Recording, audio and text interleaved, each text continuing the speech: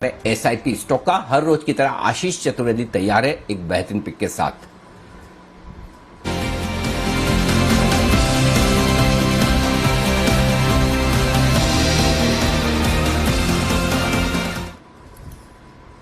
Good morning आशीष, बताइए कौन सा स्टॉक चुना है आज आपने और क्यों? Good morning sir. स्टॉक का नाम है टाटा स्टील बीएसएल। 2018 में आईबीसी से जो है टाटा स्टील ने इसका अधिग्रहण किया था। अब टाटा स्टील की पूरी तरीके से सब्सिडरी कंपनी है। अब आप इस कंपनी की खासियत देखें, इनके प्लांट्स हैं उत्तर प्रदेश में, तमिलनाडु में, उड़ीसा में और महाराष्ट्र में। इसी के साथ इनको एक स्ट्रेटेजिक एडवांटेज मिलता है क्योंकि ईस्ट वेस्ट नॉर्थ साउथ हर लोकेशन पे भारत में अगर आप देखें तो इनके प्लांट्स है, तो सप्लाई के चलते इनको एक बेनिफिट देखने को मिलता है। ये जो स्ट्रेटेजिक लोकेशन है इसका फायदा इन्हें बिक्री में भी देखने को मिलता है। अब सीधा इसके ऊपर आते कि स्टॉक आगे आने वाले समय में आपको क्यों बढ़िया रिटर्न्स देगा। देखिए, दरअसल 2018 के बाद जब टाटा स्टील ने इसका अधिग्रहण किया था, आपको एक बहुत बढ़िया इसके में टर्न अराउंड नजर आएगा और इसका जो टर्न अराउंड है इसका इंपैक्ट आपको फाइनेंशियल्स और नतीजों में देखने को मिलता है। आप चौथी तिमाही के नतीजे देख लीजिए कितने शानदार देखने को मिले थे। इनका मुनाफा 318 गुना बढ़ा था, परसेंटेज नहीं टाइम्स 318 गुना बढ़ा था। मार्जिन 18% से बढ़कर 35% हो गए। इतना स्ट्रॉन्ग रिबाउंड दिखाया गया था। और एक और खास बात अनिल जी जो आपने हमें सिखाई थी कि इस स्टील की जो सुपर साइकिल है इसमें उन कंपनीज पर भी फोकस करना चाहिए जहां पर कर्ज बहुत ज्यादा है, क्योंकि जो सुपर साइकिल की जिसमें अभी तो बस शुरुआत हुई है, इनमें इनकी अर्निंग्स इंप्रूव होगी, फ्री कैश फ्लोज बढ़ेंगे और इसका इस्तेमाल एक कर्ज भुगतान में करेंगे। और आप देखिए इसका असर देखने को भी मिल रहा है क्योंकि FY21 में अगर आप देखें तो कंपनी ने अपना कर्ज भी घटाया है। FY21 में कर्ज 16,738 करोड़ से घटाकर 10,686 यानी करीब करीब 6,000 करोड़ के आसपास का जो है कर्ज का भुगतान भी किया है। यानी बैलेंस शीट में भी जो इंप्रूवमेंट है इसका फायदा आपको आगे जाकर देखने को मिलेगा। और स्टील सेक्टर की तो अभी शुरुआत हुई है, यानी यहां से फ्री कैश फ्लोज और बढ़िया बेहतर होंगे, अर्निंग्स मोमेंटम और पिकअप होते हुए नजर आएगा, बैलेंस शीट और यहां से ज्यादा मजबूत होती हुई नजर आएगी। प्रमोटर्स का देखें तो लगातार इस कंपनी पर भरोसा बना हुआ है। 72.65% के आसपास की जो हिस्सेदारी है, डीआईएस करीब 6.44% हिस्सेदारी होल्ड करते हैं और विदेशी निवेशक भी 1% से ज्यादा इस कंपनी में होल्ड करते हैं। अच्छी बात यह है कि देखिए इतने सस्ते वैल्यूएशन है कि आपको नजर आएगा कि सिर्फ 4.4 का पीई है, आधे टाइम प्राइस टू बुक है और आधे टाइम ये मार्केट कैप टू सेल्स है। स्टील सेक्टर में अगर आप देखें तो one of the cheapest companies है इन टर्म्स ऑफ वैल्यूएशंस के हिसाब से। अगर आप देखें 3.8 का ईवी एबिटा है और इतनी बढ़िया फंडामेंटल्स वाली कंपनी जो कि 13% का रिटर्न ऑन इक्विटी एंजॉय करती है। अनिल जी, यही समझ में आता है कि स्टॉक आगे जाकर मल्टी बैगर साबित होगा।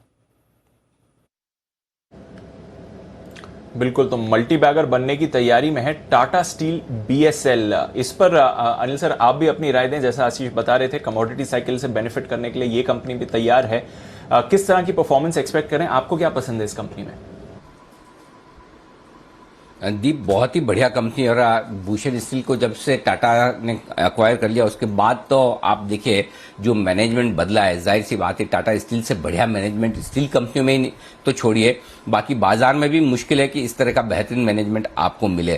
तो बहुत ही टॉप क्लास मैनेजमेंट है और जो सेक्टर की समझ है वो बहुत ही गजब की। तो पूरी तरह से कंपनी इसी वजह से टर्न अराउंड होती हुई दिख रही है। पहली चीज तो ये।